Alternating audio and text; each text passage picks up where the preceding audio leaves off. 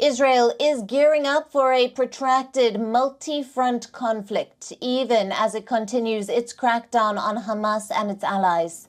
The U.S. is hoping for a slowdown in the invasion on the Gaza Strip, but Israel seems to be prepared for the long haul.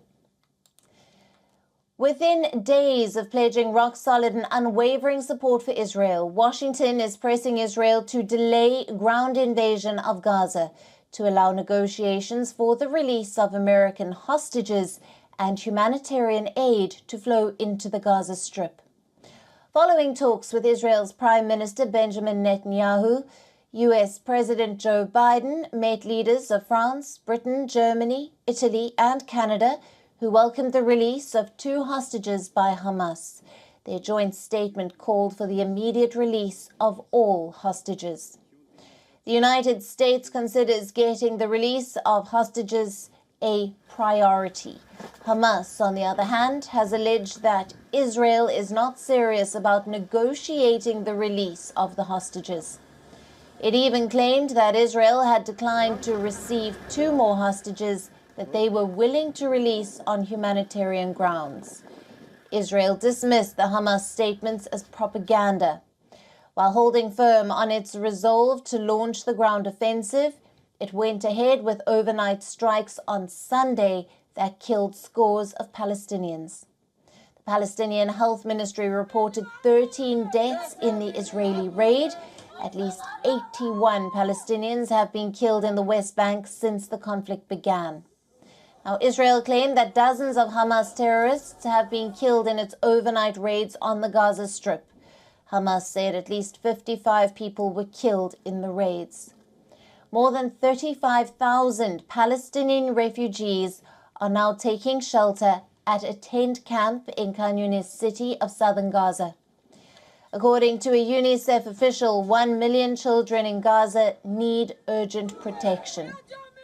Israeli Defense Minister Yoav Gallant says that Israel's upcoming ground offensive in the Gaza Strip could last up to 3 months, but he asserted that it will be the last one if Israel succeeds in eliminating Hamas.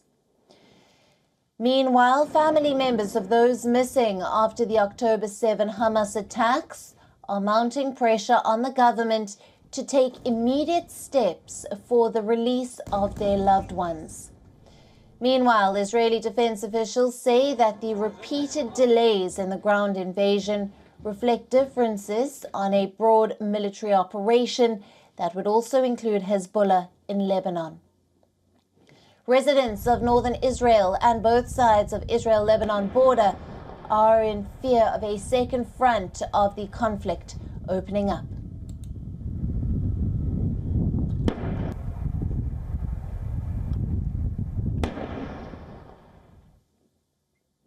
Now, our correspondent Jody Cohen sends us the latest updates from a bomb shelter in Ra'anana, Israel. Jody has been covering the Israel war for us very closely from ground zero. Take a look.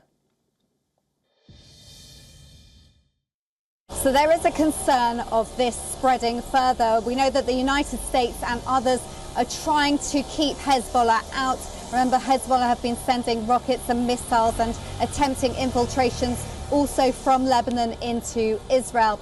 They have been liaising with the US and others have been liaising with Lebanon to try and put pressure on Hezbollah, who, remember, are part of the government in Lebanon.